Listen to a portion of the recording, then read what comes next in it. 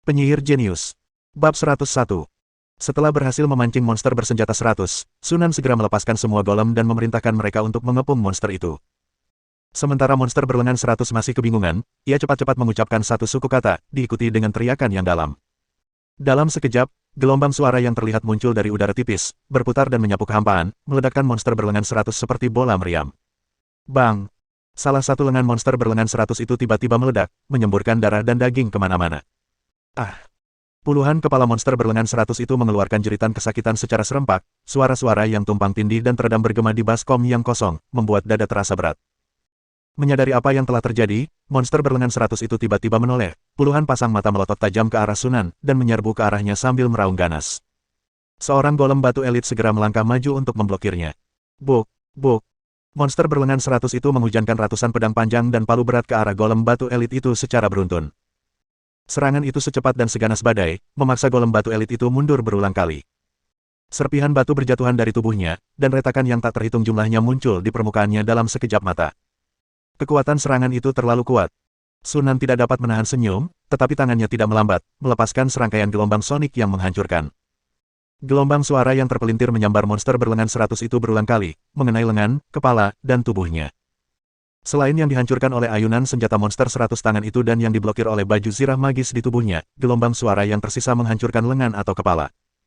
Sunan dengan tajam memperhatikan bahwa ketika dia menghancurkan kepala monster berlengan 100 itu, lengan di bawah kepala itu sama sekali tidak terpengaruh dan terus mengayunkan senjata mereka untuk menyerang. Dengan kata lain, lengan manapun dapat dikendalikan oleh kepala manapun, dan menghancurkan kepala manapun tidak akan berpengaruh apapun. Selain itu, baju zirah ajaib yang dikenakan monster bersenjata 100 sangat kuat dalam hal pertahanan. Gelombang sonik yang dahsyat menghantamnya, hanya meninggalkan kawah seukuran kepalan tangan, sementara monster bersenjata 100 tetap tidak terluka. Armor sihir tingkat cahaya redup. Sunan tercengang. Benda ini bahkan lebih langka daripada benda sihir bercahaya, terutama karena tidak ada penyihir, magang, yang akan membuang-buang waktu membuat benda seperti itu. Aku jadi penasaran, dari mana datangnya monster berlengan 100 itu. Kita harus menangani senjata-senjata itu terlebih dahulu. Hanya dalam waktu 4 atau 5 menit, monster berlengan 100 menghancurkan golem batu elit menjadi berkeping-keping.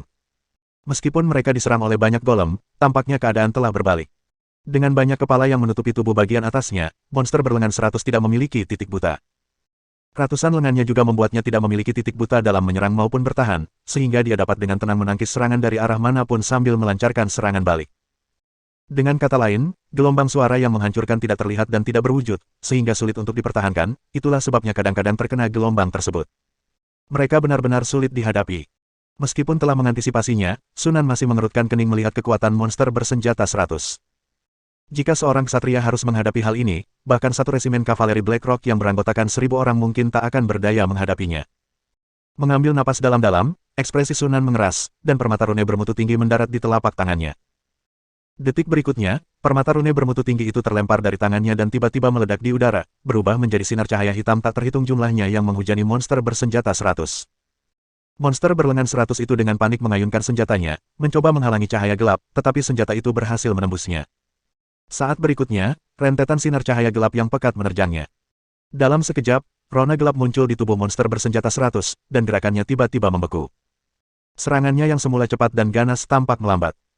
Setelah melemahkan kekuatan tempur monster bersenjata 100 dengan permata rune bayangan tingkat tinggi, Sunan segera membalas dengan permata rune guntur, yang berubah menjadi sambaran petir dengan diameter sekitar 1 meter dan menghantam. Ledakan. Kepala dan 4 atau 5 lengan yang terkena petir itu seketika berubah menjadi arang. Petir itu kemudian menyambar, berubah menjadi ular-ular listrik padat yang tak terhitung jumlahnya yang menyelimuti seluruh tubuh monster berlengan 100, berderak dan berputar-putar tanpa henti. Tubuh raksasa dan ganas dari monster berlengan 100 itu membeku sesaat. Pada saat itu, naga tersembunyi yang telah bersembunyi sejak awal pertempuran, tiba-tiba muncul, rahangnya terbuka lebar, percikan api berkelebat di antara giginya. Wow! Api yang mengerikan menyembur dari mulutnya. Api yang berkobar langsung melahap sebagian besar tubuh monster bersenjata 100. Teriakan memilukan hati pun terdengar. Setidaknya selusin lengan dan 7 atau 8 kepala hancur oleh serangan ini. Banyak lagi yang menderita luka bakar di kepala dan lengan, dengan tingkat luka yang bervariasi. Rasa sakit yang amat sangat itu langsung menyentak monster bertangan 100 itu keluar dari keadaan lumpuhnya, dan di saat yang sama menjerumuskannya ke dalam amukan dahsyat. Kepala-kepala yang tersisa meraung marah, dan senjata yang tak terhitung jumlahnya menyerbu ke arah naga tersembunyi. Namun yang terakhir telah menjadi halus, menghilang dalam kehampaan. Pedang panjang dan palu berat itu meleset dari sasaran, jatuh ke tanah dan menimbulkan retakan besar. Setelah kehilangan sasarannya, monster berlengan 100 itu segera mengalihkan kebenciannya kepada Sunan dan meraung sambil menyerangnya. Bang! Dua golem baja melangkah dengan berat, menghalangi jalur serangan monster berlengan 100 itu, satu di depan dan satu di belakang. Murka, monster bersenjata 100 itu mengayunkan pedang panjangnya. Pedang panjang yang tajam itu merobek kehampaan, dan dengan ledakan yang menusuk, tiba-tiba menyerang Sunan. Kecepatannya begitu cepat sehingga bahkan Sunan, yang fisiknya telah mencapai level Ksatria Agung, tidak mampu menghindar tepat waktu. Engah! Terdengar bunyi dentuman tumpul, bagaikan bilah pisau tajam yang menusuk kulit. Pedang panjang itu menyambar bagai kilat, menembus perisai dan lapisan pelindung partikel energi sebelum dicegat oleh medan gaya tak terlihat, kehilangan momentumnya dan jatuh ke tanah. Melihat cincin perlindungan ekstrim, yang langsung mengurangi pertahanan lebih dari 300 poin, Sunan tidak dapat menahan perasaan simpati. Setelah menembus dua lapis pertahanan, ia masih mampu menghancurkan lebih dari 300 poin pertahanan cincin perlindungan ekstrim. Kekuatan macam apa itu? Kalau seseorang sampai kena pukulan seperti itu tanpa persiapan apapun, kemungkinan besar dia tidak akan bisa meninggalkan mayat utuh. Tubuhnya pasti akan hancur berkeping-keping. Melihat monster berlengan 100 hendak melemparkan senjata lain, Sunan tidak ragu menggunakan teknik bayangan cermin, langsung membelah dirinya menjadi 5 dan berhamburan ke berbagai arah. Melihat ini, monster bersenjata 100 tercengang. Ia ragu sejenak sebelum melemparkan senjatanya ke arah Sunan di sebelah kanannya. Senjata itu menembus dadanya, dan sosok Sunan berputar dan menghilang di udara. Mengaum. Monster bersenjata 100 itu murka, tetapi tidak berani lagi melemparkan senjata sembarangan. Lagi pula, ia tidak punya banyak senjata. Jika salah satu lengannya tidak memiliki senjata, ia harus melawan sekelompok balok baja dan batu di depannya dengan tangan kosong. Dengan klon yang mengganggu garis pandang, Sunan akhirnya bisa fokus menangani kerusakan dari garis belakang dengan tenang.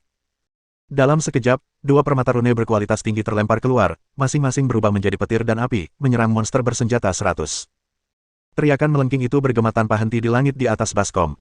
Saat ini, monster bersenjata 100 telah kehilangan sekitar separuh lengannya dan lebih dari sepertiga kepalanya, serta dipenuhi luka. Ia ingin membunuh Sunan terlebih dahulu, tetapi karena dikepung oleh para golem, ia tidak dapat mendekati Sunan sama sekali. Setelah metodenya dalam melempar senjata juga retak, ia tidak dapat lagi menjadi ancaman bagi Sunan dan hanya bisa menyaksikan tanpa daya saat ia menyerang dari belakang. Anda juga harus waspada terhadap naga tersembunyi yang tiba-tiba melompat keluar dan melancarkan serangan diam-diam. Bahkan saat berada di dunia bawah tanah yang sangat berbahaya, ia belum pernah menghadapi pertempuran yang begitu memalukan. Klik. Monster berlengan 100 menghancurkan golem batu elit lainnya. Dengan jumlah senjata yang lebih sedikit, efektivitas tempurnya juga sangat berkurang. Sebelumnya, semua lengan dapat mengalahkan seekor golem dalam 3 atau 4 serangan terkonsentrasi, tetapi sekarang butuh waktu lama untuk akhirnya membunuh satu golem. Pada saat ini, Sunan telah membuang permata rune tingkat tinggi ke-7. Di bawah cahaya petir yang menyilaukan, 7 atau 8 lengan monster bersenjata 100 itu hancur menjadi abu. Memanfaatkan momen ketika monster bersenjata 100 itu tertegun, naga tersembunyi itu muncul secara licik dan menggigit 3 lengan monster itu. Sebelum monster bersenjata 100 bisa membalas, ia dengan cepat menghilang ke dalam kehampaan. Monster bersenjata 100, yang terluka parah, akhirnya merasakan ancaman kematian. Setelah pulih dari kelumpuhannya, ia segera berbalik dan mencoba melarikan diri. Melihat hal ini, Sunan segera memerintahkan golem itu untuk meninggalkan pertahanannya dan bergerak maju untuk menghalanginya, dan naga tersembunyi juga berhenti bersembunyi dan langsung menyerang monster bersenjata 100. Pada saat yang sama, Sunan juga mengeluarkan permata rune tingkat tinggi ke-8-nya. Di bawah serangan gabungan dari murid penyihir, hewan peliharaan ajaib, dan golem, lengan monster berlengan 100 itu dengan cepat hancur. Setelah kehilangan sarana serangannya, ia tidak mempunyai kesempatan untuk membalikkan keadaan atau melarikan diri, dan kepalanya hancur satu demi satu. Dengan teriakan yang tiba-tiba dan memekakkan telinga, tubuh besar monster berlengan 100 itu jatuh ke tanah, menimbulkan kepulan debu. Sunan tak menyerah, dan terus menembakkan beberapa gelombang sonik yang menghancurkan ke tubuh bagian atas monster bersenjata 100 hingga bagian tubuh yang menghubungkan semua kepala dan lengannya hancur total. Baru setelah yakin monster itu telah mati tanpa keraguan, ia bernapas lega. Akhirnya, kami berhasil mengalahkan orang itu. Sunan melihat sekeliling. Setelah pertempuran, keempat golem batu elit musnah, dan satu golem baja juga hancur. Kerugian dari keempat golem ini saja melebihi 9.000 koin emas. Termasuk 8 permata rune tingkat tinggi yang dikonsumsi, Sunan menghabiskan setidaknya 13.000 koin emas dalam pertempuran ini. Dia meringis kesakitan saat memikirkan hal itu. Suasana hatinya membaik drastis saat ia memikirkan tambang emas dan perak di dalam gua itu. Jika kita dapat mengembangkan tambang perak dan emas ini, kita dapat dengan cepat mendapatkan kembali lebih dari 10.000 koin emas. Setelah menenangkan dirinya, Sunan melangkah maju untuk memeriksa mayat monster bersenjata 100, tatapannya tertuju pada baju zirah ajaib. Setelah mengamati lebih dekat, ia menyadari bahwa baju zirah ajaib yang dikenakan monster berlengan 100 itu tidak pas. Dibandingkan dengan tubuh monster berlengan 100 yang sangat besar, baju zirah sihirnya tampak agak kecil, dan seluruh baju zirahnya sudah meregang dan agak berubah bentuk. Sepertinya orang ini menemukan baju zirah ajaib itu secara tidak sengaja di suatu tempat, lalu memaksakan diri untuk memakainya. Modifikasi biologis Sunan telah mencapai level 3, dan ia cukup terampil di bidang ini. Setelah mengamati sejenak, ia menyimpulkan bahwa penampilan aneh monster bersenjata 100 itu bukanlah hasil modifikasi, melainkan hasil pertumbuhan atau mutasi alami. Lebih jauh lagi, baju zirah sihir yang tidak pas sebagian besar mengesampingkan kemungkinan bahwa monster berlengan 100 merupakan makhluk yang diciptakan oleh seorang penyihir magang. Sunan kemudian menggunakan sihirnya untuk melepaskan baju zirah ajaib dari monster bersenjata 100. Meskipun dia tidak membutuhkan baju zirah ajaib ini, sepertinya dibutuhkan banyak sekali bahan, dan membongkarnya mungkin akan menghasilkan beberapa logam langka. Adapun mayat monster berlengan 100 itu, sama sekali tidak berguna bagi Sunan.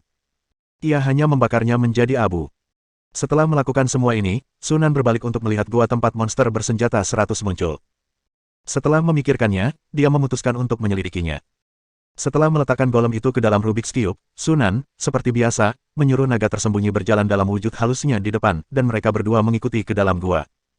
Lorong di belakang pintu masuk gua itu ternyata luas, hampir 2 kali lipat ukuran lorong yang kami lalui. Kalau dipikir-pikir, jika monster berlengan 100 bisa bergerak melalui satu lorong, ruang itu pasti cukup luas. Setelah berjalan sekitar 2 atau 300 meter, Sunan tiba di sebuah gua yang sangat kosong. Banyak tulang berserakan di tanah, penuh bekas gigitan, dan tercium bau busuk. Jelas, ini adalah tempat tinggal monster berlengan 100. Jauh di dalam gua, ada pintu masuk yang gelap dan menakutkan, yang tujuannya tidak diketahui. Setelah sampai sejauh ini, Sunan tentu tidak akan berhenti dan terus menjelajah lebih jauh ke area tersebut. Lorongnya masih luas dan panjang. Sunan memperkirakan dia telah berjalan beberapa ratus meter, tetapi masih belum dapat melihat ujungnya. Setelah berjalan sekitar 7 atau 800 meter, lorong itu tiba-tiba berbelok ke bawah. Sunan mengerutkan kening, mencegah Yinlong turun. Sebagai gantinya, ia merapal mantra levitasi pada dirinya sendiri dan perlahan melayang turun. Setelah turun sekitar 20 meter, sebuah lubang tiba-tiba muncul di depan Sunan, cukup besar untuk dilewati satu orang, dan cahaya redup terlihat datang dari luar. Setelah ragu-ragu sejenak, Sunan terus melayang ke bawah, tetapi ruang itu menjadi semakin sempit saat dia turun, hingga akhirnya tidak mungkin bagi orang biasa untuk melewatinya. Saya menyinari batu yang diberkahi cahaya, dan menemukan bahwa lorong di bawahnya tertutup rapat, tidak ada jalan keluar. Melihat ini, Sunan kembali ke pintu masuk gua dan melewatinya. Pemandangan tiba-tiba terbuka. Apa yang terlihat adalah batu-batu tajam yang tak terhitung jumlahnya, tergantung, menyerupai pedang yang mengancam. Sunan melihat sekelilingnya dan menyadari bahwa ia berada di dalam gua besar berbentuk lonceng terbalik, dan batu-batu panjang dan runcing itu adalah stalaktit yang menggantung di puncak gua. Lorong yang baru saja saya lewati sebenarnya adalah stalaktit berongga. Stalaktit dihiasi dengan kristal berkilau yang tak terhitung jumlahnya, yang membuat seluruh gua berkilauan dalam cahaya redup. Melihat ke bawah, di dasar gua terdapat sebuah danau besar dan dalam, bagaikan permata yang terletak di tengah-tengah gua. Ada juga sebuah pulau di tengah-tengah danau. Tersebar di seluruh pulau terdapat banyak bangunan batu, dan samar-samar orang dapat melihat sosok-sosok manusia bergerak masuk dan keluar dari bangunan-bangunan tersebut. Ini adalah negara kota bawah tanah. Mata Sunan melebar. Makhluk cerdas di dunia bawah tanah terbiasa hidup dalam bentuk negara kota untuk mempertahankan diri dari ancaman eksternal.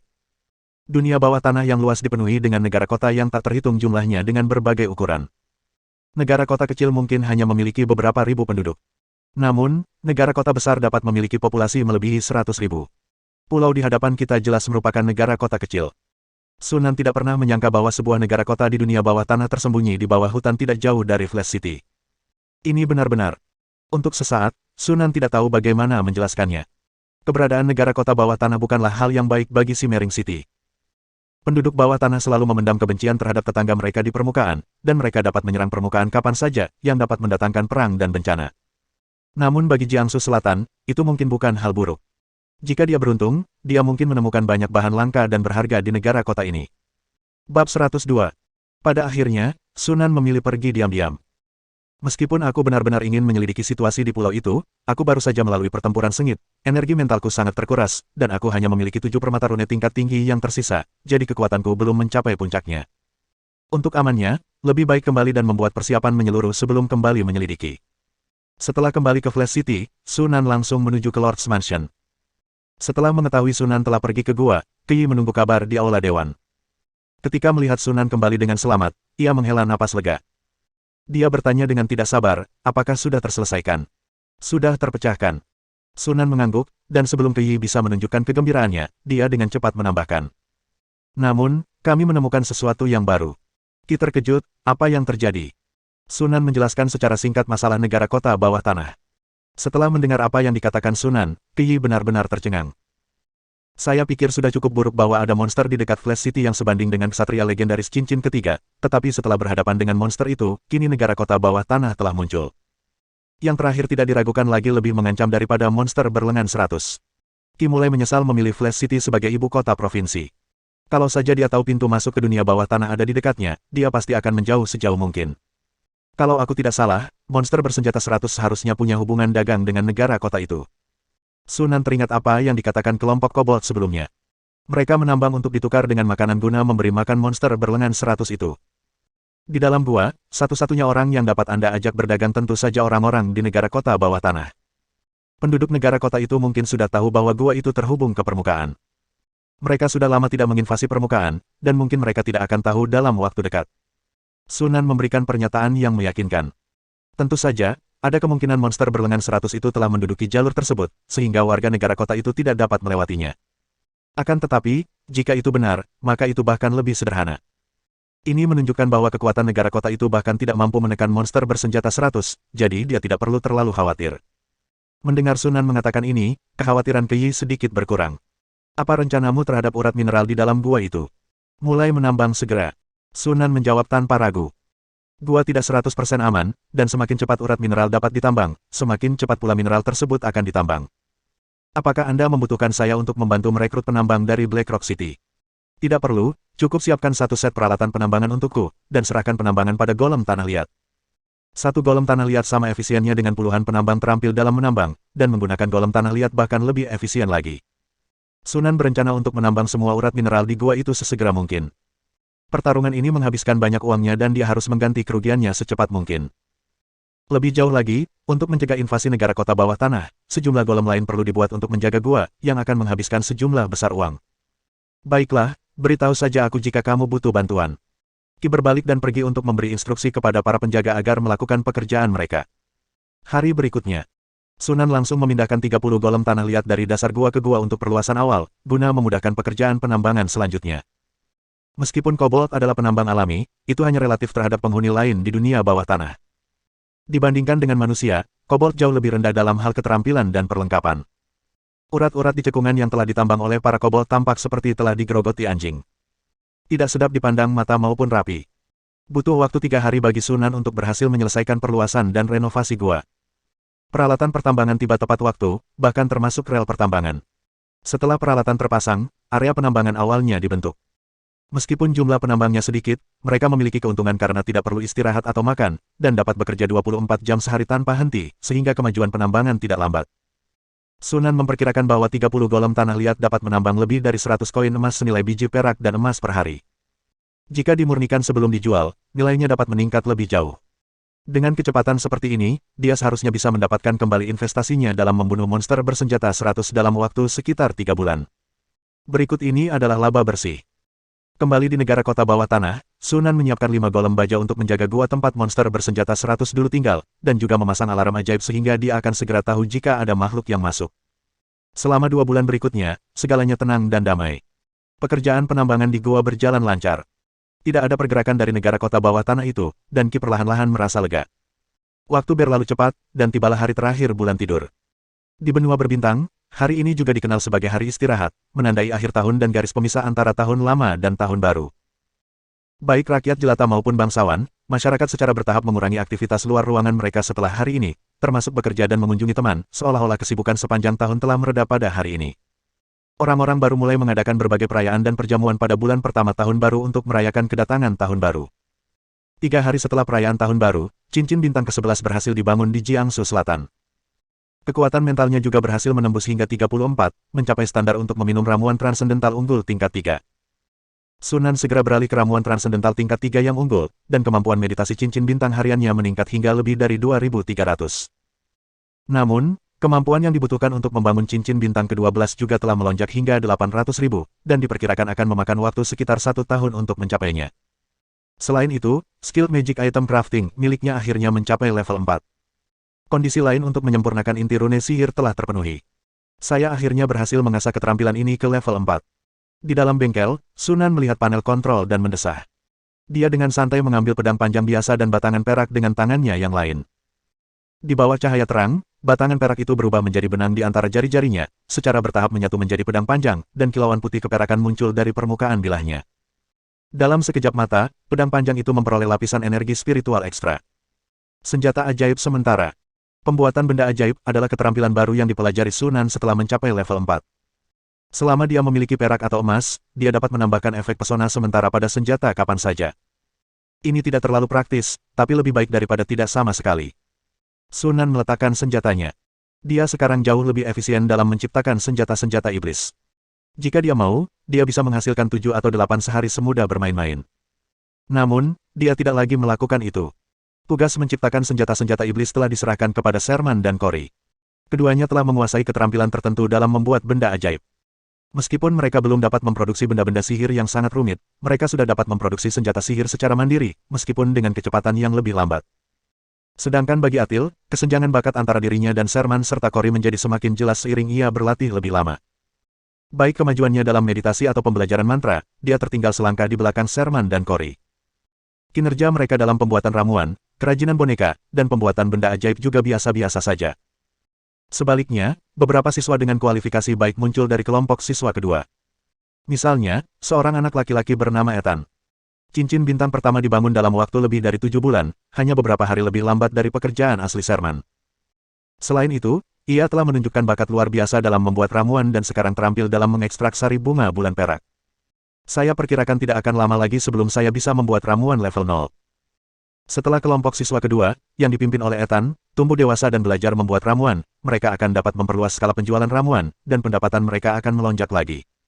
Sekarang yang kurang hanya bahan untuk menyempurnakan inti rune sihir. Setelah berpartisipasi di Forest Cabin terakhir kali, Sunan telah mengumpulkan 80 jenis logam langka. Pada bulan-bulan berikutnya, 4 logam langka lainnya ditemukan. 3 logam langka diekstraksi dari baju besi ajaib monster berlengan 100 itu. Sekarang hanya ada 2 pilihan yang tersisa. Eksperimennya hampir selesai. Seharusnya selesai dalam beberapa hari lagi. Senyum tipis muncul di bibir Sunan. Begitu dia menyatu dengan inti rune sihir, kekuatannya akan meningkat drastis. Sejak tiba di dunia ini, kekuatannya telah meningkat pada tingkat yang mencengangkan, tetapi dia tidak pernah benar-benar merasa aman. Benua berbintang terlalu luas. Bahkan setelah ribuan tahun dilanda gurun pasir, benua ini, yang pernah melahirkan peradaban sihir yang makmur, tetap tidak bisa diremehkan. Tidak seorang pun tahu berapa banyak makhluk kuat yang ada di benua yang luas dan tak terbatas ini.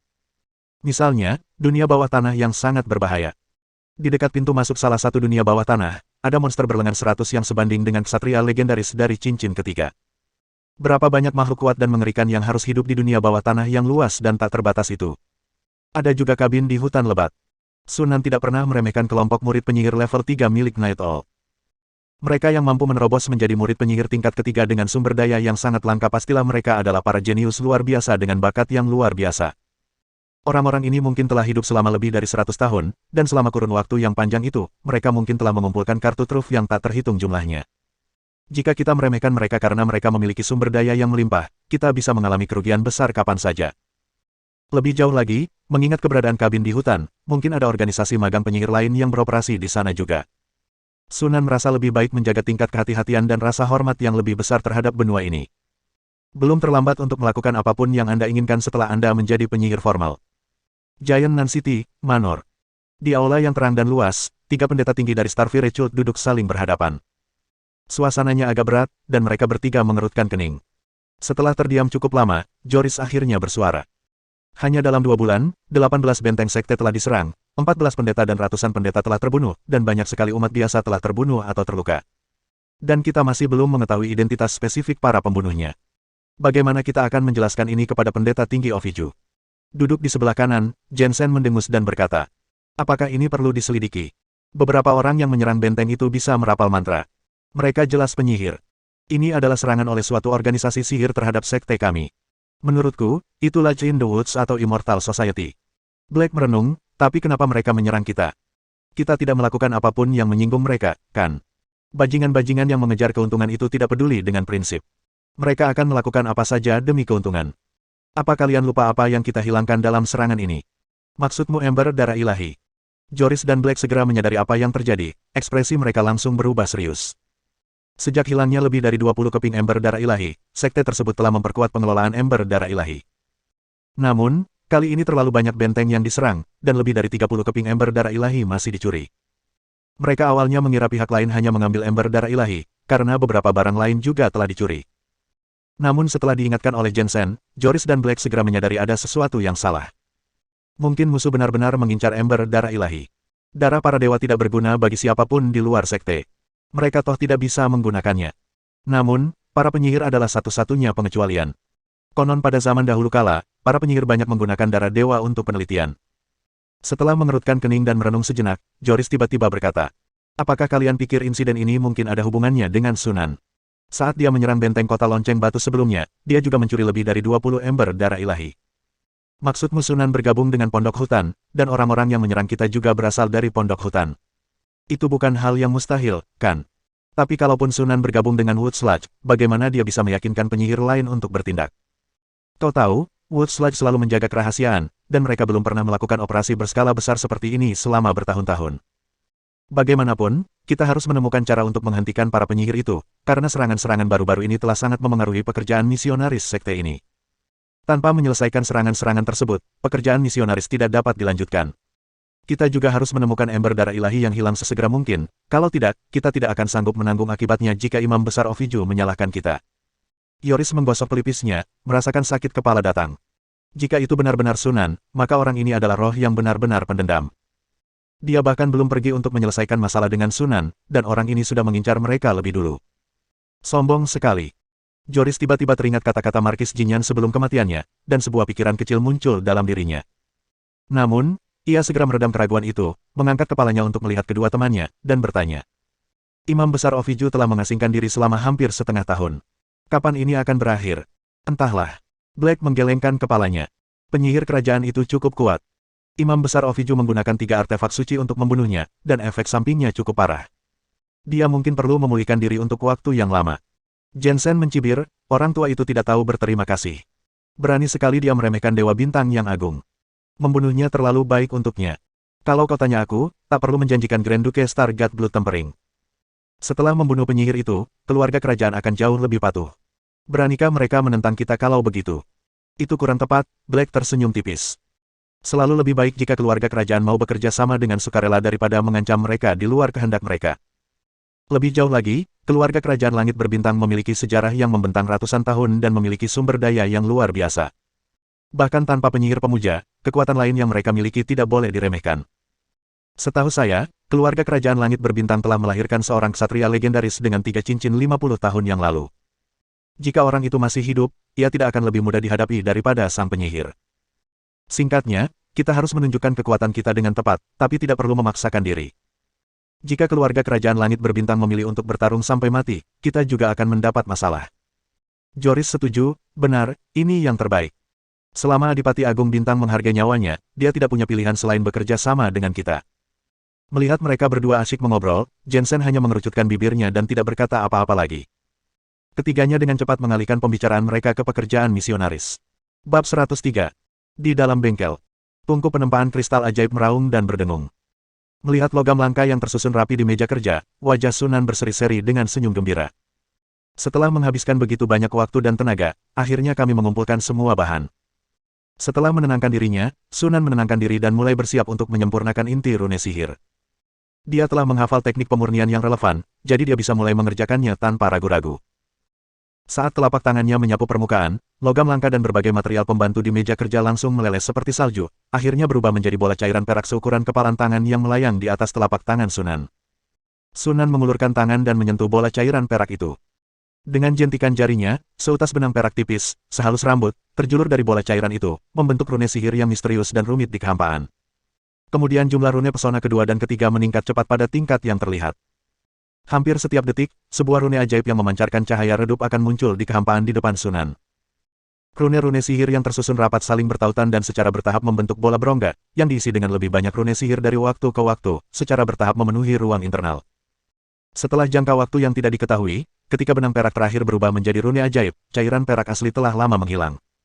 Sebaliknya, yang ada adalah bola perak yang sangat halus. Kelihatannya seperti bola yang terbuat dari perak, tetapi jika Anda melihatnya dengan kaca pembesar, Anda akan menemukan bahwa bola itu sebenarnya terbuat dari rune ajaib mini yang tak terhitung jumlahnya, yang sangat rinci. Bola perak itu, yang hanya seukuran kepalan tangan, sebenarnya berisi lebih dari 100.000 rune ajaib. Sambil menatap inti rune ajaib di hadapannya, Sunan menghela napas panjang lega, senyum kegembiraan yang tulus menyebar di wajahnya. Begitu dia rileks, dia merasakan kelelahan yang tak terlukiskan. Dia menghabiskan lebih dari 20 jam menggambar rune pesona, dan bahkan baginya, konsumsi energi mentalnya sangat besar. Setelah dengan hati-hati menyimpan inti rune sihir, Sunan pertama-tama tidur siang, dan kemudian bermeditasi selama beberapa jam sampai kekuatan fisik dan kondisi mentalnya pulih ke puncaknya sebelum ia mulai menyatukan inti rune sihir. Dibandingkan dengan proses pemurnian cermat yang tidak memberi ruang bagi kesalahan, proses fusi jauh lebih sederhana. Sunan memanipulasi inti rune sihir untuk menyatu ke tengah dadanya, menghilang ke dalam kulitnya dan hanya meninggalkan tanda lingkaran perak seukuran koin di tengah dadanya. Selesai. Sunan menjentikkan jarinya, berbalik dan meninggalkan bengkel, menuju area pelatihan mantra. Selanjutnya, saatnya menguji kekuatan inti rune ajaib. Berdiri di tengah lapangan latihan, Sunan mendapat sebuah pikiran, dan benang-benang cairan metalik perak yang tak terhitung jumlahnya dengan cepat muncul dari pori-porinya, melilit dan menggeliat membentuk pedang kesatria yang berkilauan. Saat berikutnya, Sunan melemparkan pedang kesatria miliknya. Dengan suara yang menusuk, pedang sang kesatria tiba-tiba hancur dan meleleh menjadi logam cair yang tak terhitung jumlahnya, yang kemudian dengan cepat memadat di udara menjadi paku-paku logam seukuran sumpit, menembus target humanoid yang jauh seperti rentetan peluru. Dalam sekejap mata, target berbentuk manusia itu dipenuhi lubang. Detik berikutnya, logam perak, yang telah terurai menjadi partikel-partikel kecil yang tak terhitung jumlahnya, kembali mengembun di depan Sunan, berubah menjadi perisai logam setinggi setengah manusia, dengan tekstur yang tidak bisa dihancurkan dan berat. Kubah logam, baju besi, palu berat, anak panah. Sunan memanipulasi logam cair itu, mengubahnya menjadi berbagai senjata. Setelah beberapa saat, ia berhenti dengan enggan, dengan senyum puas di wajahnya. Harus dikatakan bahwa kemampuan inti rune sihir yang dapat dibentuk secara bebas memang sangat berguna. Dapat digunakan untuk menyerang maupun bertahan, sehingga menjadi senjata serbaguna. Khususnya, kelincahannya yang luar biasa memungkinkannya untuk mengejutkan musuh sepenuhnya dalam pertempuran. Saat musuh mengira mereka menyerang perisai logam, detik berikutnya mereka akan menghadapi badai logam berupa kerucut tajam yang tak terhitung jumlahnya. Jika tidak siap, mereka pasti akan terkejut. Sunan kemudian menguji kekuatan serangan dan pertahanan inti rune sihir. Subjek pengujiannya tetaplah golem besi yang berdedikasi. Dia sangat puas dengan hasil tes akhir. Dengan sekuat tenaga, senjata yang terbentuk dari inti rune sihir hampir menembus lengan golem baja itu dalam satu serangan. Serangan berkekuatan ini, jika mengenai titik vital, akan cukup untuk langsung membunuh seorang ksatria legendaris ring pertama. Bahkan perisai aura pertempuran dan kekuatan elemen tidak dapat menahannya. Selain itu, inti rune sihir memiliki struktur pertahanan yang sangat kuat, bahkan lebih kuat dari cincin perlindungan tertinggi. Jika dikonversi ke peringkat pertahanan, nilainya kira-kira antara 1.500 dan 1.600. Kuncinya adalah, tidak seperti cincin perlindungan tertinggi, pertahanan inti rune ajaib tidak berkurang atau dinetralisir oleh serangan. Sebelum energi mental Sunan habis, serangan apapun yang menghasilkan kerusakan sesaat tidak melebihi 1.500 poin pertahanan tidak akan mampu menembus pertahanan inti rune sihir. Ingatlah bahwa mantra lingkaran kedua hanya memberikan kurang dari 100 poin pertahanan. Dengan kata lain, selama kekuatan mentalnya cukup, Sunan dapat menahan mantra tingkat kedua apapun tanpa terluka. Satu-satunya masalah adalah konsumsinya terlalu tinggi. Manipulasi dan transformasi normal baik-baik saja, dan konsumsi energinya sangat rendah. Namun, setelah digunakan untuk menyerang dan bertahan, konsumsi inti rune sihir akan meningkat drastis. Dengan kekuatan mental lebih dari 34, Sunan merasa benar-benar terkuras hanya setelah ujian singkat. Dalam pertempuran kekuatan penuh, kekuatan mentalku saat ini mungkin hanya bertahan sekitar 2 menit paling lama. Jika serangannya terlalu intens, waktu ini perlu dipersingkat lebih lanjut. Namun, dalam pertarungan yang ketat, 2 menit sudah cukup untuk memastikan kemenangan. Sunan menarik inti rune sihir ke dalam tubuhnya, merasa sangat senang. Bahan-bahan untuk inti rune sihir sulit dikumpulkan dan persyaratan untuk fusi sangat menuntut, tetapi untungnya, harganya sepadan, dan kekuatan akhirnya tidak mengecewakannya. Kalau saja dia memiliki inti rune sihir saat berhadapan dengan monster bersenjata 100, dia tidak perlu membuang begitu banyak permata rune tingkat tinggi. Meskipun tidak dapat dibandingkan dengan bakat dan kemampuan seorang penyihir, itu sudah cukup bagus. Sunan telah menyaksikan secara langsung betapa hebatnya bakat dan kemampuan seorang penyihir formal. Meskipun inti rune sihirnya kuat, masih jauh dari mencapai kemampuan bawaan sejati. Penulis, Magic Core, banyak melebih-lebihkan. Namun, Sunan yakin bahwa ia dapat meningkatkan kekuatan inti rune sihir ke tingkat yang sama seperti yang dijelaskan dalam buku, atau bahkan ke tingkat yang lebih tinggi. Bagaimanapun, inti rune sihir dapat disintesis dan diperkuat. Selama Anda memurnikan inti rune sihir yang cukup, Anda dapat mensintesis dan memperkuatnya. Setelah sintesis dan peningkatan, mungkin konsumsi inti rune sihir dapat dikurangi. Jika memang begitu, maka kita telah menghasilkan banyak uang. Namun, material merupakan suatu masalah. Sunan mendesah. Dia menginvestasikan sejumlah besar energi, waktu, dan uang untuk mengumpulkan bahan-bahan guna menyempurnakan inti rune sihir. Meskipun alternatif yang sesuai telah dikembangkan, sehingga menghilangkan kebutuhan investasi finansial yang signifikan, banyak logam langka masih sulit diperoleh. Mengumpulkan material kedua, bahkan ketiga, atau keempat bukanlah tugas yang mudah. Tidak usah buru-buru. Sehari setelah menyelesaikan pekerjaan penyempurnaan inti rune sihir, Sunan menerima kabar baik. Istri Qi sedang hamil. Dia akan segera memiliki seorang keponakan. Untuk merayakannya, Qi secara khusus mengundang Sunan untuk makan malam. Setelah jamuan makan selesai, ketika pembantunya telah membantu istrinya turun, Qi menenangkan diri dan berkata, "Apakah Anda berada di balik insiden Spark Cult?" Sunan mengangkat alisnya, "Ada apa?" Qi tersenyum dan menyerahkan laporan pertempuran kepadanya. Sunan menerimanya dan tersenyum. Laporan pertempuran berisi informasi intelijen tentang serangkaian serangan terkini terhadap Starfire Cult oleh sejumlah individu tak dikenal. Sejak berpindah dari bayang-bayang ke tempat terbuka, benteng rahasia Spark Cult telah diubah menjadi cabang gereja di kota-kota setempat. Dalam beberapa bulan terakhir, cabang-cabang gereja ini telah diserang satu demi satu, yang mengakibatkan banyak korban. Beberapa bangsawan yang awalnya bermaksud menerima kepercayaan gereja Starfire mengundurkan diri setelah melihat situasi ini. Akibatnya, prestise sekte Xinghuo di mata masyarakat juga sangat rusak. Akibatnya, pekerjaan misionaris gereja Spark yang giat dan baru saja mulai berjalan, mengalami pukulan berat. Kultus Starfire telah menderita kerugian besar kali ini. Qi memasang ekspresi senang lalu mengulang pertanyaan sebelumnya. Belum lama ini, Sunan mengatakan bahwa dia akan menangani masalah penghalangan pekerjaan misionaris sekte Xinghuo. Tidak lama kemudian, kejadian ini terjadi. Qi benar-benar tidak percaya bahwa masalah ini tidak ada hubungannya dengan Sunan. Sunan tahu betul bahwa Night Owl dan anak buahnya telah memulai operasi mereka. Dilihat dari laporan pertempuran, mereka tampaknya telah memperoleh panen yang besar. Sepertinya aku bisa mendapatkan beberapa keping ember darah dewa pada pertemuan berikutnya. Itu ada hubungannya denganku, Sunan mengakui dengan mudah. Qi menunjukkan ekspresi yakin dan terkekeh, aku tahu kau pasti punya caranya. Setelah mengalami kerugian sebesar itu, pekerjaan misionaris gereja Spark kemungkinan akan terhenti untuk waktu yang lama. Setelah bertukar beberapa kata tentang Spark Cult, Sunan cepat-cepat mengganti pokok bahasan. Saya berencana mendirikan akademi ksatria, merekrut siswa dari kalangan rakyat jelata dan petani untuk melatih mereka menjadi ksatria. Qi bertanya dengan bingung, kalau kau butuh ksatria, kau bisa merekrut mereka dari pasukan. Kenapa repot-repot melatih mereka sendiri? Sekali atau dua kali tidak masalah, tapi aku tidak bisa terus-menerus menggambar orang dari tentara. Pangkalan ini masih membutuhkan pengawal kesatrianya sendiri. Itu akan mempermudah banyak hal yang bisa dilakukan di masa mendatang. Sunan tidak mengungkapkan alasan sebenarnya. Sekarang bukan saatnya. Untungnya, Qi tidak terlalu memikirkannya, tetapi bertanya dengan bingung, lalu mengapa tidak merekrut orang-orang dari anak-anak bangsawan? Orang-orang ini jauh lebih berbakat daripada rakyat jelata dan petani.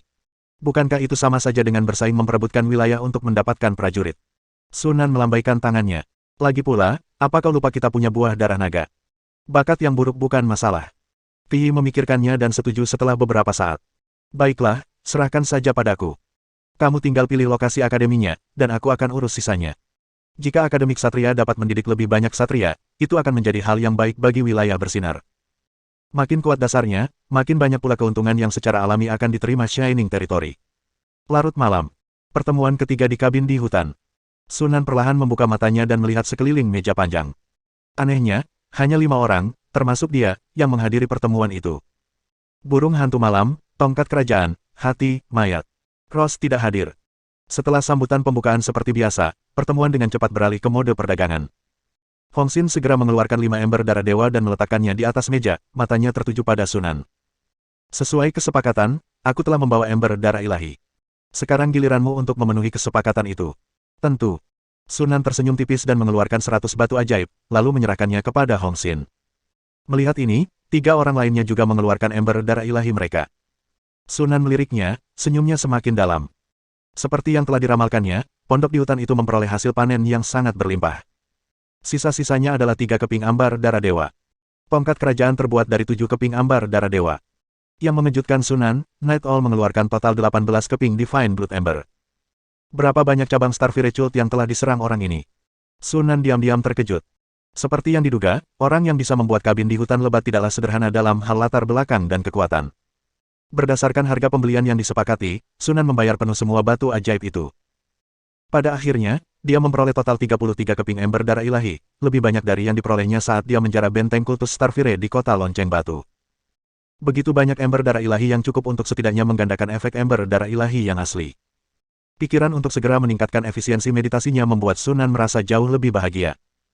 Di sisi lain, keempat anggota Night Owl juga tak kalah gembira karena berhasil memperoleh batu ajaib dalam jumlah banyak. Meskipun gembira, mereka juga diam-diam terkejut dengan pengeluaran besar para pemain. Hanya dalam waktu singkat, para pemain telah mengeluarkan lebih dari 600 batu ajaib. Sungguh luar biasa, menakjubkan. Aku jadi penasaran, ada berapa banyak batu ajaib yang dimilikinya. Semuanya, pembelian ember darah ilahi masih berlaku. Sunan tersenyum dan berkata, jika kalian bisa mendapatkan ember darah ilahi lagi lain kali, aku akan tetap membelinya dengan harga 20 batu ajaib. Kelompok itu bertukar pandang dan mengangguk kecil. Setelah transaksi Divine Blood Ember selesai, semua orang kembali ke prosedur perdagangan normal. Sayangnya, Sunan tidak menemukan banyak barang yang dibawa Night Owl dan yang lainnya sesuai keinginannya. Akhirnya, ia hanya menukar beberapa material yang relatif berharga dan 2 kristal jiwa mini sebelum berhenti. Begitu pertemuan berakhir dan dia kembali ke ruang meditasi, Sunan mengeluarkan ember darah ilahi untuk mensintesisnya. Ember darah ilahi, mengandung 2,95 ml darah ilahi, menarik partikel energi bebas saat bersentuhan dengan udara, membentuk wilayah energi konsentrasi tinggi. Dilihat dari deskripsi saja, efek dari ember darah ilahi yang disintesis tampaknya sebagian besar tidak berubah, kecuali efek samping berupa halusinasi pendengaran dan penglihatan ringan telah hilang, dan polusi telah sepenuhnya diberantas. Melihat mereka tidak dapat memahami apapun, Sunan hanya melakukan tes praktik. Hasil akhirnya mengejutkan dan membuatnya senang. Kombinasi Divine Blood Ember dan Tier 3 Superior Transcendental Elixir meningkatkan efisiensi meditasi sekitar seperempat. Hal ini karena ember darah ilahi tidak dapat disimpan dekat-dekat setiap saat, terutama saat membuat ramuan, membuat benda magis, dan memurnikan boneka. Jika tidak, ember darah ilahi akan mengganggu penarikan rune yang mempesona. Jika tidak, dikombinasikan dengan meditasi pasif 24 jam, dalam kondisi transcendent, efisiensinya dapat ditingkatkan lebih jauh lagi. Meski begitu, kemampuan Sunan dalam teknik meditasi cincin bintang telah melonjak hingga 2.900 poin per hari. Dengan kecepatan ini, bulan musim gugur akan mampu membangun cincin bintangnya yang ke-12. Sunan membelai ember darah ilahi di tangannya, senyum muncul di bibirnya. Tampaknya hadiah untuk memperoleh Divine Blood Ember harus terus berlanjut. Bab 104. Jauh di dalam gua. Di cekungan dataran rendah, golem tanah liat bekerja dengan tekun. Suara renyah beliung yang menghantam permukaan batu terdengar tanpa henti. Ada pula golem tanah liat yang mendorong kereta tambang berisi biji, berderak dan berderak di sepanjang rel tambang keluar. Selama 2 bulan terakhir, area pertambangan ini telah menyumbangkan hampir 15.000 koin emas sebagai keuntungan bagi Sunan, yang telah mengimbangi biaya pembunuhan monster bersenjata 100 dan masih memiliki sisa. Yang lebih menggembirakan Sunan adalah bahwa cadangan mineralnya jauh lebih kaya dari yang diperkirakan. Sunan memperkirakan bahwa bahkan jika tambang itu benar-benar habis, itu masih akan memberinya keuntungan setidaknya 80.000 koin emas. Itu setara dengan keuntungan 3 atau 4 tahun dari penjualan obat-obatan. Kalau saja lahan di area pertambangan tidak terbatas, yang tidak bisa menampung terlalu banyak golem tanah liat, dia pasti ingin memindahkan lebih banyak lagi golem tanah liat ke dalam tambang. Setelah berkeliling area pertambangan dan tidak menemukan sesuatu yang mencurigakan, Sunan langsung menuju ke titik peringatan. Yang disebut titik peringatan itu adalah bekas kediaman monster bersenjata 100. Tempat itu telah dibersihkan, dan 5 golem baja berdiri menjaga dengan setia, tidak bergerak seperti patung. Alarm ajaibnya masih utuh. Sunan tiba di pintu masuk dunia bawah tanah dan berjalan masuk tanpa henti. Hampir 3 bulan telah berlalu, dan dia merasa sudah waktunya untuk menyelidiki keadaan negara kota itu. Dia sekarang memiliki kartu truf yang kuat berupa inti rune sihir dan membawa 20 permata rune bermutu tinggi. Selain itu, ia menggunakan sebagian besar pendapatan yang diperolehnya dari penambangan selama beberapa bulan terakhir untuk membuat golem. Saat ini, Rubik's Cube berisi 2 golem baja, 8 golem batu elit, dan 100 golem batu. Dengan begitu banyak kartu truf di tangan, Jiangsu Selatan penuh percaya diri. Sekalipun Anda menghadapi bahaya di negara kota bawah tanah, Anda yakin dapat melarikan diri jika tidak menang. Setibanya di pintu masuk yang mengarah ke bawah, Sunan merapal mantra levitasi pada dirinya sendiri, diikuti oleh mantra keringanan dan mantra tembus pandang. 2 yang terakhir adalah mantra lingkaran kedua, kelima dan keenamnya, yang baru-baru ini dikuasainya. Itu dipersiapkan secara khusus untuk eksplorasi ini. Saat mantranya mulai berefek, sosok Sunan seketika lenyap begitu saja. Tubuhku juga terasa lebih ringan. Dengan lompatan, dia mendarat dengan ringan di lorong. Tidak lama kemudian, Sunan muncul dari stalaktit, dan negara kota pulau yang aneh muncul kembali di depan matanya. Setelah mengaktifkan cincin perlindungan ekstrim di tangannya dan merapal mantra perisai dan lapisan perlindungan partikel energi pada dirinya sendiri, Sunan perlahan terbang ke depan. Danau di dasar gua itu sangat tenang, tanpa riak sedikit pun. Cahaya redup yang dipancarkan fluorid yang tertanam di stalaktit tak mampu mencapai dasar danau. Dari atas, seluruh danau tampak seperti tirai hitam, memancarkan keheningan yang menyejukkan. Ini membuat orang bertanya-tanya apakah ada makhluk hidup di danau ini. Melihat sekeliling, Sunan tidak menemukan jembatan atau jalan yang melintasi danau. Dia tidak dapat menahan diri untuk bertanya-tanya bagaimana orang-orang di negara kota itu akan meninggalkan pulau dan memasuki stalaktit di atas. Namun, tidak lama kemudian, Sunan melihat seekor burung aneh terbang ke arah mereka. Kelihatannya seperti ikan parimanta berbulu, dengan lebar sayap diperkirakan lebih dari 5 meter, dan dua makhluk setengah manusia setengah singa duduk di punggungnya yang lebar. Mereka tampak seperti gabungan manusia tampan dan singa kuat, dengan tubuh bagian atas manusia dan tubuh bagian bawah singa. Seekor singa dengan wajah manusia. Tatapan mata Sunan menajam saat dia mengenali asal-usul kedua makhluk itu. Makhluk berwajah singa adalah makhluk yang sangat licik dan jahat. Mereka memiliki tubuh yang kuat dan keterampilan bertarung yang hebat, menjadikan mereka pejuang alami. Beberapa singa manusia bahkan memiliki kemampuan magis bawaan, seperti berbagai ilusi dan kemampuan menghilang.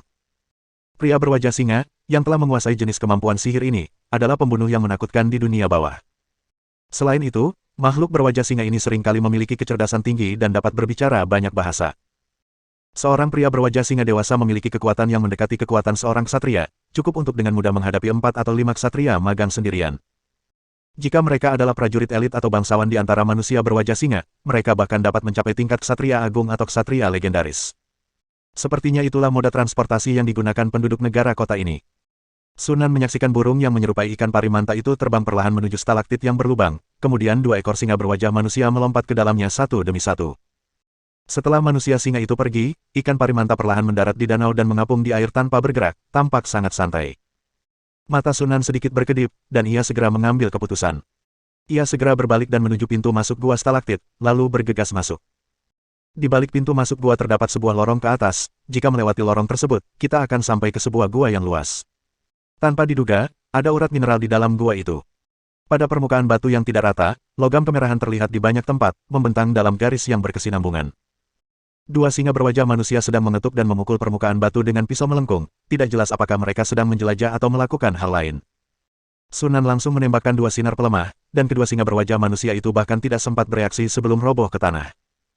Ketika mereka melihat Sunan muncul entah dari mana, mereka semua menatap dengan takjub. Manusia, siapa kamu? Sunan tidak membuang-buang kata kepada mereka. Ia memukul salah satu makhluk berwajah singa hingga pingsan, lalu mulai menginterogasi yang satunya. Jangan coba-coba berbohong. Aku akan menanyakan hal yang sama kepada pasanganmu nanti. Kalau kamu tahu kamu berbohong padaku, percayalah, kamu akan menyesalinya. Di bawah pengaruh mantra peningkatan bahasa, pria berwajah singa itu sepenuhnya memahami kata-kata Sunan, dan ekspresi ketakutan muncul di wajahnya. Setelah banyak siksaan, pria berwajah singa itu akhirnya menyerah dan patuh menjawab pertanyaan Sunan. Setelah memperoleh informasi yang diinginkannya, Sunan melumpuhkan singa berwajah manusia itu, lalu membangunkan singa satunya dan mengulangi penyiksaannya. Tidak mengherankan dia sangat berhati-hati. Manusia singa terkenal licik, jahat, dan tidak dapat dipercaya. Tanpa tindakan pencegahan, Anda mungkin akan terjebak oleh kedua singa berwajah manusia ini. Sayangnya, jimat ini hanya efektif pada makhluk humanoid atau makhluk bipedal yang menyerupai manusia, dan tidak efektif pada singa setengah manusia setengah singa. Kalau tidak, masalahnya tidak akan serumit ini. Setelah memperoleh informasi yang diinginkannya, Sunan membunuh kedua singa berwajah manusia itu tanpa ragu-ragu. Setelah membakar tubuhnya menjadi abu, dia menatap bekas hangus di tanah dan berpikir keras. Menurut kedua manusia singa, pulau di tengah danau tersebut merupakan negara kota bawah tanah yang diperintah oleh manusia singa, dengan jumlah penduduk sekitar 4 atau 5 ribu orang. Makhluk berwajah singa itu hanya mencakup sekitar 2/5 dari populasi. Sisanya adalah budak dari berbagai jenis. Kota negara yang diperintah oleh manusia singa itu kini sedang dalam masalah. Sunan sedikit mengernyit. Meskipun penghuni dunia bawah sebagian besar jahat sifatnya dan memiliki reputasi buruk. Namun, ada juga ras seperti kurcaci api dan kurcaci emas yang pada dasarnya tidak jahat dan dapat berkomunikasi satu sama lain. Sunan awalnya berpikir bahwa jika ia bertemu dengan ras yang mudah diajak berkomunikasi, kedua belah pihak dapat duduk bersama dan berbincang-bincang untuk mengembangkan hubungan perdagangan yang bersahabat. Tapi itu singa dengan wajah manusia. Ini adalah seseorang yang tidak dapat Anda ajak berkomunikasi, dan Anda bahkan tidak dapat percaya. Sunan berani menjamin bahwa begitu singa berwajah manusia menemukan pintu masuk ke permukaan, ia pasti akan menyerbu permukaan dan menjarah manusia dan sumber daya. Atau mungkin mereka telah menemukan pintu masuk dan sekarang sedang mengasah pisau mereka. Bagaimanapun juga, selama pintu masuk ke permukaan masih ada, pertarungan dengan manusia berwajah singa tidak dapat dihindari. Kita perlu memperingatkan kakak kita untuk mengambil tindakan pencegahan sesegera mungkin. Bahkan Sunan merasa pertahanan negara kota berwajah singa itu cukup merepotkan. Lagi pula, itu hampir 2.000 petarung yang mendekati level ksatria. Selain itu, di antara mereka terdapat banyak prajurit elit berwajah singa dan bangsawan berwajah singa. Mungkin ada beberapa petarung tingkat legendaris. Ayo menyelinap ke kota dan menyelidikinya terlebih dahulu. Sunan meninggalkan gua dan terbang menuju pulau. Dia menyeberangi danau tanpa cedera dan mendarat perlahan di tepi pulau. Negara kota ini menempati sekitar 4/5 luas pulau, sedangkan 1/5 sisanya merupakan tepi danau yang tidak terhalang. Baik berenang di danau atau terbang dari langit, makhluk apapun yang mendarat di pulau itu akan diamati oleh para penjaga di tembok kota yang jauh saat ia menginjakkan kaki di pulau itu. Justru karena itulah Sunan secara khusus memprioritaskan mempelajari seni menghilang. Mereka berjalan dengan angkuh melintasi tepi danau dan segera tiba di dekat kota. Tembok kota yang menjulang tinggi diperkirakan lebih dari 20 meter. Tembok ini seluruhnya terbuat dari batu biru berbentuk persegi, dan pengerjaannya sangat baik. Tembok ini tampak lebih tebal dan kokoh daripada tembok kota kebanyakan kota manusia di permukaan. Sunan sama sekali tidak terkejut. Lagi pula, sebagian besar penghuni dunia bawah tanah adalah kurcaci. Ini termasuk kurcaci abu-abu, kurcaci api, kurcaci dilo, kurcaci perisai, kurcaci emas, dan seterusnya. Seperti diketahui, kurcaci sangat terampil dalam menempa dan membangun. Oleh karena itu, senjata dan struktur di dunia bawah tanah sebenarnya tidak kalah mengesankan dibandingkan dengan yang ada di permukaan. Melihat sekeliling, orang dapat melihat banyak prajurit berwajah singa bertelanjang dada berpatroli di tembok kota. Di kedua sisi gerbang kota, sekelompok singa berwajah manusia yang menghunus pedang melengkung sedang memeriksa penduduk yang memasuki kota. Namun, yang lebih menarik perhatian Sunan adalah seekor singa hitam yang melingkar di samping gerbang kota. Sepenuhnya hitam, bahkan matanya hitam pekat, menyatu sempurna dengan bayangan. Jika Sunan tidak begitu peka, ia hampir tidak akan menyadarinya. Setelah melihatnya cukup lama, Sunan masih belum dapat mengenali makhluk macam apa itu. Ia menggelengkan kepala, tidak terlalu memikirkannya. Akibat radiasi dari urat-urat bumi, berbagai makhluk bermutasi sering muncul di dunia bawah tanah. Bahkan orang yang paling berpengetahuan pun tidak dapat mengenali semuanya, dan wajar saja jika bertemu makhluk-makhluk asing. Dia menoleh untuk melihat barisan orang yang menunggu untuk memasuki kota. Berisi segala macam makhluk, termasuk manusia kadal, kobold, minotaur, dan bahkan ogre. Di bawah intimidasi makhluk berwajah singa, monster-monster aneh dan makhluk-makhluk dari berbagai ras ini berdiri bersama dengan tenang, membentuk antrian panjang untuk menunggu memasuki kota. Kamu beruntung. Ekspresi Sunan cerah karena gembira. Penyamaran magis mirip dengan menyihir manusia. Ia hanya dapat menyamarkan seseorang sebagai manusia, makhluk humanoid, atau makhluk berkaki dua lain yang tampak seperti manusia, tetapi tidak dapat mengubah seseorang menjadi manusia berwajah singa. Sunan awalnya berencana untuk mencoba menggunakan kemampuan tembus pandang untuk menyelinap ke kota, tetapi sekarang setelah dia menemukan keberadaan manusia kadal, sejenis makhluk setengah manusia, segalanya menjadi jauh lebih mudah. Tepat saat Sunan berencana mencari tempat untuk menyamar sebagai manusia kadal dan kembali, sebuah insiden tiba-tiba terjadi di gerbang kota. Singa hitam, yang telah menunggu dengan tenang di gerbang kota, tiba-tiba berdiri, mata gelapnya menatap lurus ke arah seorang manusia kadal di antara kelompok itu. Kemudian ia membuka mulutnya dan mengeluarkan auman yang memekakkan telinga. Ketika suara itu mencapai telinga Sunan dari jarak lebih dari 200 meter, kepalanya tiba-tiba berdenyut nyeri, seakan-akan ia telah dipukul dengan keras. Pada saat yang sama, manusia kadal yang berada di barisan depan gerbang kota, yang sedang ditatap oleh singa hitam, juga menggerutu dan terhuyung mundur beberapa langkah. Begitu singa hitam itu berdiri, singa-singa berwajah manusia di sekitarnya merasakan ada yang tidak beres. Kini, melihat manusia kadal itu terhuyung-huyung, tatapan mereka menjadi sangat tajam. Orang itu aneh. Tangkap dia. Sambil berteriak keras, lebih dari selusin singa berwajah manusia menghunus pedang mereka, mengeluarkan raungan rendah dan marah, lalu menerkam manusia kadal. Keributan meletus di barisan orang-orang di depan gerbang kota, dan semua makhluk itu mundur, membuat para manusia kadal menonjol.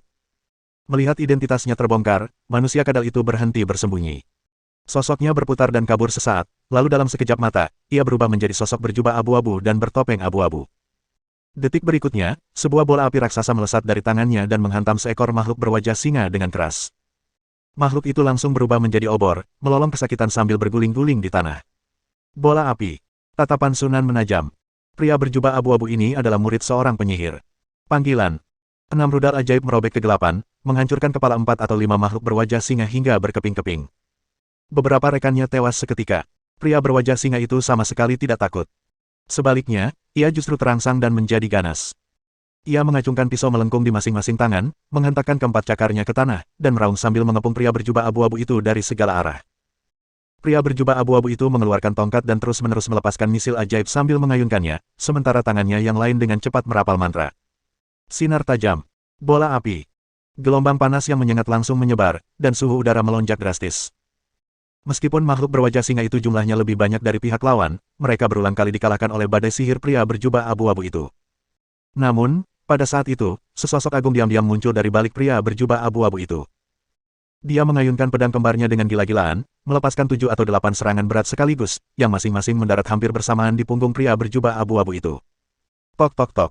Serangkaian suara dentuman teredam, bagaikan bilah pisau yang mengiris kulit, terdengar silih berganti. Perisai tak kasat mata di belakang lelaki berjubah abu-abu itu hancur hampir seketika, dan bayangan pedang yang kuat kemudian menyerbu masuk, tetapi dihalangi oleh medan gaya tak kasat mata beberapa sentimeter dari tubuh lelaki berjubah abu-abu itu, tidak dapat maju 1 inci pun. Memanfaatkan kesempatan ini, lelaki berjubah abu-abu itu memancarkan cahaya merah, berbalik tiba-tiba, dan menendang singa berwajah manusia sejauh lebih dari 20 meter. Kekuatan kasar. Makhluk-makhluk berwajah singa di sekitarnya benar-benar terkejut, tak pernah menyangka manusia rapuh ini bisa mengeluarkan kekuatan yang begitu dahsyat. Serangan mereka pun goyah. Memanfaatkan kesempatan itu, lelaki berjubah abu-abu itu tiba-tiba melompat ke atas, berhenti sebentar di udara, lalu terbang cepat ke kejauhan. Lelaki berwajah singa itu, setelah sadar kembali, buru-buru mengejar, tetapi dihentikan di tepi danau.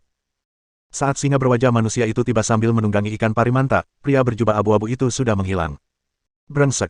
Pria berwajah singa yang menghunus 2 pedang berdiri dari tanah, wajahnya pucat pasi, dan mengumpat. Ia kemudian mengayunkan pedangnya dan membelah kobold yang gemetar menjadi 2. Di antara stalaktit berongga yang tersebar di seluruh langit-langit gua, pria berjubah abu-abu itu berhenti di salah satu lorong dan melihat ke belakangnya. Keluar. Sunan muncul dari kegelapan. Dia tidak berusaha menyembunyikan kehadirannya, sehingga pria berjubah abu-abu itu dengan mudah menemukannya. "Siapa kau dan mengapa kau mengikutiku?" tanya pria berjubah abu-abu itu dengan dingin. Suara di balik topeng itu netral. Sunan tersenyum sedikit. "Lama tidak bertemu, Ross." Bab 105. Begitu Sunan selesai berbicara, pria berjubah abu-abu itu membeku. Setelah beberapa lama, dia perlahan membuka mulutnya, suaranya kembali ke nada wanita aslinya yang menyenangkan. "Tongkat kerajaan. Atau pemain?" Sunan menyentuh topeng di wajahnya dan tersenyum tipis, berkata, "Saya seorang pemain." "Bagaimana Anda mengenali saya?" Ross bingung. Dia tidak memakai topeng mawar dan telah menyamarkan suaranya, jadi bagaimana pemain itu bisa mengenalinya? "Tongkat yang kau gunakan tadi," jawab Sunan singkat. "Tongkat itu, yang mampu melepaskan misil ajaib, adalah benda yang dibawa keluar oleh tongkat kerajaan untuk diperdagangkan selama pertemuan kedua." Sunan ingat dengan jelas bahwa tongkat itu diperdagangkan oleh Ross. Oleh karena itu, saat dia melihat tongkat itu, dia langsung menebak identitas pria berjubah abu-abu itu. Petik 2. Ross terdiam sesaat. Dia benar-benar tidak pernah menduga bahwa staflah yang akan mengungkap identitasnya. Untungnya, hanya orang-orang di kabin hutan yang mengenali staf tersebut, bukan musuh. "Bagaimana kamu bisa sampai di sini?" tanya Ross. "Sama sepertimu," kata Sunan terus terang. "Kau juga ingin memasuki kota, kan?" Sekilas terlihat keterkejutan di mata Ross, seolah dia tidak menyangka Sunan memiliki tujuan yang sama dengannya. Matanya berkedip sejenak, lalu tiba-tiba berkata, "Bagaimana kalau kita bekerja sama? Seperti yang baru saja kau lihat, kota pulau itu dijaga ketat, dan ada pemburu pemakan jiwa yang bisa melihat menembus-tembus pandang dan ilusi. Tak seorang pun dari kita bisa menyusup sendirian. Bagaimana kalau kita bekerja sama dan masing-masing mendapatkan apa yang kita butuhkan?" Pemburu pemakan jiwa. Sunan segera menyadari, maksudmu singa hitam itu. Itu benar. Ross mengangguk. "Saya mendapatkan informasi ini dari seekor makhluk berwajah singa. Konon, makhluk itu adalah makhluk langka dan eksotis yang dipelihara oleh makhluk berwajah singa. Ia bisa merasakan aura jiwa. Kecuali kau bisa mengubah aura jiwanya, semua penyamaran tak ada gunanya di hadapannya. Awalnya saya pikir pria berwajah singa itu berlebihan, sampai sekarang tampaknya kemampuan tembus pandang dan penyamaran magis tidak ada gunanya." Sunan tiba-tiba menyadarinya, lalu terdiam. Singa berwajah manusia itu memang sangat licik. Kedua pria berwajah singa yang baru saja mereka interogasi menyembunyikan informasi penting, seolah-olah mereka ingin dia langsung menyerang mereka. Untungnya, Ross menginjak ranjau darat untuknya terlebih dahulu. "Kerjasama itu bagus, dan aku juga punya cara untuk menyusup ke kota, tapi kau harus memberitahuku dulu tujuanmu menyusup ke kota pulau itu." Sunan menatap Qiang Wei dengan saksama. Ross ragu sejenak, lalu menggertakkan giginya dan berkata, "Baiklah, tapi kamu harus menandatangani sumpah denganku, berjanji untuk tidak memberitahu orang lain." "Tidak masalah." Keduanya lalu menandatangani kontrak sumpah. Baru saat itulah Ross perlahan mulai menjelaskan. "Aku menemukan garis keturunan penyihir di dunia bawah. Menurut penyelidikanku, kunci untuk membuka garis keturunan penyihir itu tersembunyi di suatu tempat di kota itu, itulah sebabnya aku ingin menyusup ke sana." Warisan sihir. Pupil mata Sunan sedikit mengecil. "Sebenarnya ada tradisi sihir di sekitar sini. Kau memberitahuku berita ini, apa kau tidak takut aku juga ingin mendapatkan warisan sihir itu?" Sunan mengangkat alisnya karena terkejut. Ross terkekeh dan berkata, jika kau mau, kita bisa bekerja sama untuk mengeksplorasi warisan sihir itu. Kamu benar-benar murah hati. Aku tak bisa berbuat apa-apa, desah Ross. Penjaga di sana luar biasa kuat. Yang menjaga pintu masuk saja sudah golem mithril, dan aku tak bisa mengalahkannya sendirian. Golem adamantite. Sunan agak terkejut. Ini adalah golem logam yang tingkatannya bahkan lebih tinggi dari golem baja, dan kekuatan tempurnya tidak kalah dari monster bersenjata 100. Bahkan baginya, berhadapan dengan adamantite golem tidak akan begitu mudah. Pintu masuknya dijaga oleh golem adamantite saja, dan penjaga di dalamnya bahkan lebih kuat. Aku jelas tidak bisa menghancurkan situs warisan sihir itu sendirian. Awalnya aku berencana mengundang 1 atau 2 orang untuk bekerja sama di pertemuan di kabin di hutan setelah aku mendapatkan kuncinya, dan bertemu denganmu sekarang sungguh suatu kebetulan. Jadi, bagaimana kalau kita berkolaborasi? Ross menatap Sunan dengan penuh harap. Meskipun aku tidak tahu kekuatan pasti pemain itu, dilihat dari jumlah sumber daya yang dimilikinya dan pencapaiannya membunuh Heb, dia jelas tidak lebih lemah dariku. Jika pemain dapat bergabung dalam eksplorasi, peluang mereka untuk mendapatkan warisan penyihir pasti akan jauh lebih besar. Bagaimana seharusnya benda-benda warisan penyihir itu didistribusikan? Tanya Sunan langsung ke intinya. Dia tentu tidak akan melewatkan kesempatan untuk menjelajahi warisan para penyihir. Sekalipun itu mengandung risiko, itu sepadan. Terlebih lagi, dia memiliki banyak kartu truf, jadi dia cukup percaya diri dalam melindungi dirinya sendiri. Saya akan mengambil 2/3-nya, karena saya yang memberikan informasinya. Sunan menolak tawaran itu tanpa ragu, saya ingin setengahnya. Melihat Ross hendak bicara, ia menyela, berkata, aku akan mencari cara untuk menyusup ke kota, dan aku juga bisa menghadapi golem adamantin itu, tapi aku harus membayar mahal. Aku harus mengambil setengah dari warisan penyihir itu. Baiklah, masing-masing kita ambil setengahnya. Setelah ragu sejenak, Ross akhirnya setuju. Jika Sunan dapat menemukan cara untuk memecahkan kedua masalah yang memberinya sakit kepala terbesar, maka pembagian 50/50 akan masuk akal. Setelah rasio alokasi yang paling penting ditentukan, sisanya menjadi jauh lebih sederhana.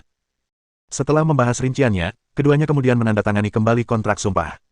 Setelah kesepakatan tercapai, keduanya menjadi jauh lebih rileks, dan suasana di antara mereka pun menjadi lebih rileks.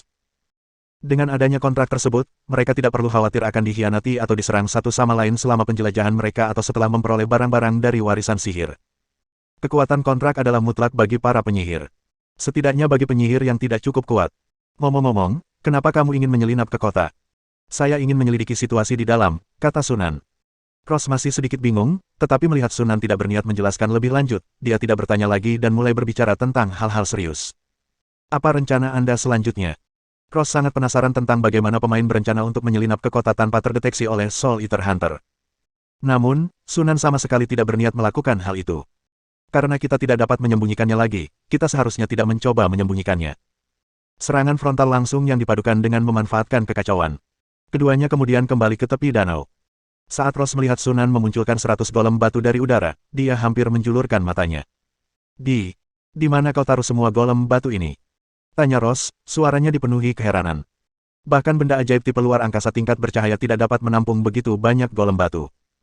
Sedangkan untuk benda sihir spasial tingkat alkimia, bahkan tidak dapat memuat satu pun golem batu. Bagaimana tepatnya pemain berhasil melakukan hal itu? Rahasia. Sunan memberikan jawaban santai dan asal-asalan, lalu melihat ke arah kota pulau. Di tepi danau yang tak terhalang, lebih dari 100 makhluk besar tiba-tiba muncul, yang mana siapapun yang tidak buta akan segera menyadarinya. Para penjaga berwajah singa segera melihat golem batu itu, menyebabkan keributan di tembok kota. Gemuruh. Saat berikutnya, legiun golem batu melancarkan serangan, menyapu ke arah tembok kota dalam gelombang debu yang dahsyat, momentum mereka sangat mencengangkan. Monster macam apa ini? Mereka sedang menyerang. Bunyikan klakson. Ada penyusup. Peristiwa yang terjadi secara tiba-tiba itu membuat si pria berwajah singa menjadi kacau balau. Tak lama kemudian, seorang lelaki berwajah singa mengambil trompet itu dan meniupnya, bunyinya yang panjang dan dalam seketika menyebar ke seluruh gua. Pada saat yang sama, pasukan golem batu telah tiba di kaki tembok kota dan menabraknya seperti gelombang pasang. Tembok kota batu biru yang kokoh dan tebal runtuh hampir seketika. Singa berwajah manusia di tembok kota menjerit dan jatuh, kepalanya retak dan berdarah deras. Sebelum sempat berdiri, ia diinjak keras oleh golem batu, dan ia memuntahkan seteguk darah. Teriakan melengking segera menggema di seluruh gua. Bunga mawar di kejauhan sudah terpesona. Dia pernah melihat golem batu sebelumnya, tetapi ini adalah pertama kalinya dia menyaksikan kekuatan serangan golem batu dalam skala besar. Aura dan kekuatan yang menakjubkan itu diam-diam membuatnya khawatir. Jadi ini legiun golem. Sesaat, ide untuk belajar membuat boneka tak dapat tidak muncul di benak Ross. Ayo kita pergi ke kota sekarang. Suara Sunan membangunkan Ross dari keterkejutannya. Keduanya tetap tak terlihat dan bergegas menuju tembok kota. Pria berwajah singa itu sibuk berurusan dengan golem batu dan tidak menyadari gangguan dua tamu tak diundang. Sunan dan Qiang Wei dengan lincah menghindari medan perang dan bergerak melintasi medan perang dengan gerakan ringan. Tepat pada saat itu, Sunan tiba-tiba mengangkat tangannya, dan kilatan cahaya perak muncul seketika, diikuti oleh suara dentuman teredam dari tidak jauh. Cross menoleh ke arah suara itu dan melihat Soul Eater tergeletak di tanah. Kepalanya ditusuk oleh tombak perak dan ditancapkan ke tanah. Tidak ada keraguan sedikit pun bahwa ia sudah mati. Cross terkejut ketika tombak perak itu tiba-tiba hancur dan lenyap begitu saja.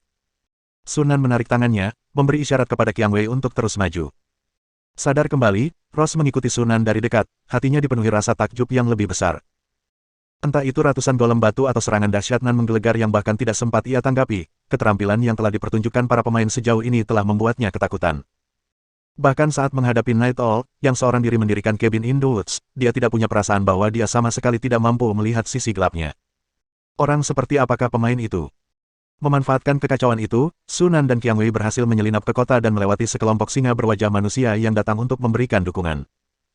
Akan tetapi, setelah berlari ke depan beberapa saat, singa yang tinggi berwajah manusia di bagian depan tiba-tiba berbalik dan menoleh ke belakang, ekspresi bingung terlihat di wajah tampannya. Lord Angus.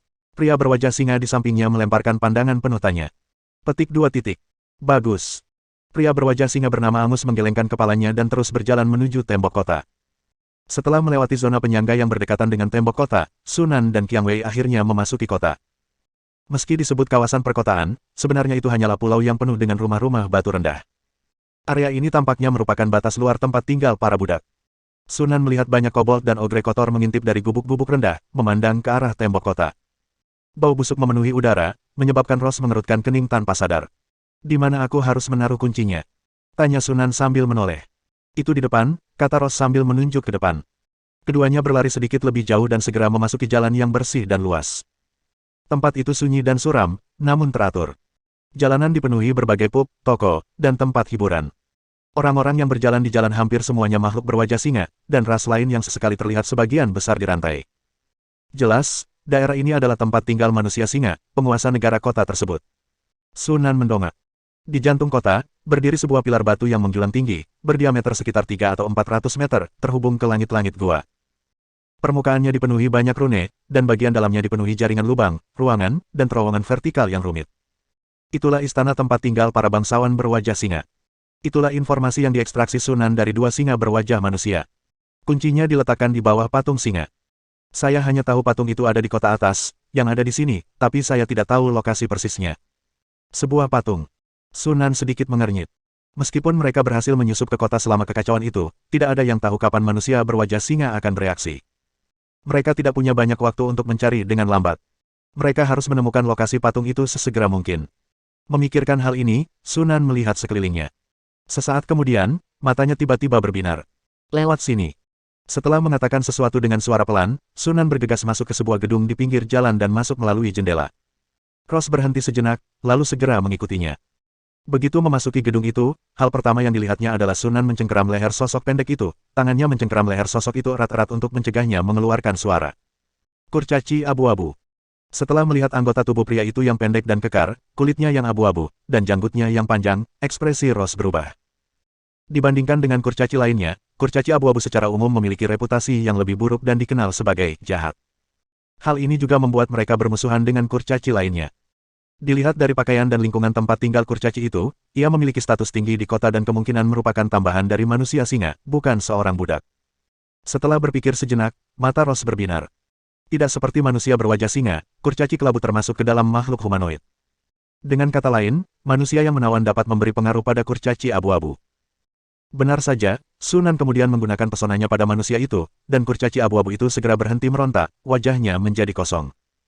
Sunan melepaskan kurcaci abu-abu itu dan bertanya dengan suara rendah, di mana patung berwajah singa di kota atas. Ada patung besar di tengah alun-alun patung singa. Ada lagi. Tidak, itu saja. Sunan dan Qiang Wei bertukar pandang, mata mereka berdua menampakkan kegembiraan.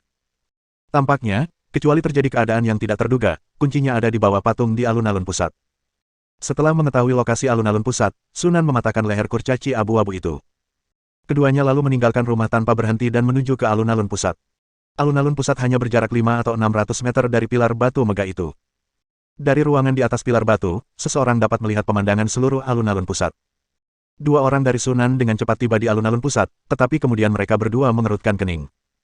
Patung berwajah singa di depan mereka sangat besar, tingginya melebihi 10 meter, dan seluruhnya terbuat dari obsidian.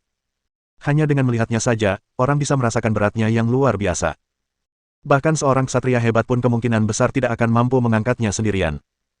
Patung yang begitu berat, entah dipindahkan atau ditumbangkan, pasti akan menarik perhatian manusia berwajah singa.